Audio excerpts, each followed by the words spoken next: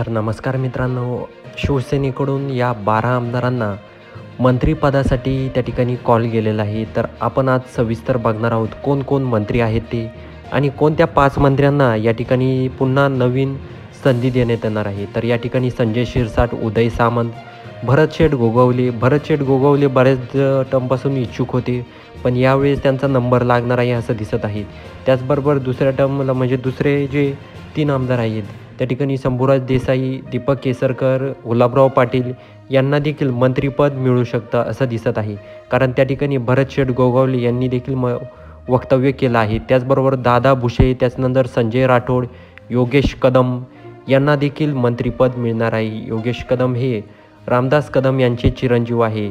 या ठिकाणी त्यानंतर आशिष जयस्वाल, प्रताप सरनाईक यांना देखील मंत्रिपद पदासाठी फोन गेलेला आहे असं वक्तव्य भरतशेठ गोगावले यांनी केलं आहे.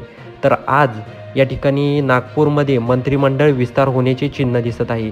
त्या ठिकाणी जे राजभवन आहे त्या ठिकाणी मंत्रिमंडळ विस्तारासाठी त्या ठिकाणी तयारी जोरात सुरू आहे. या ठिकाणी आज संध्याकाळी किंवा उद्या या ठिकाणी मंत्रिमंडळ विस्तार होणार आहे.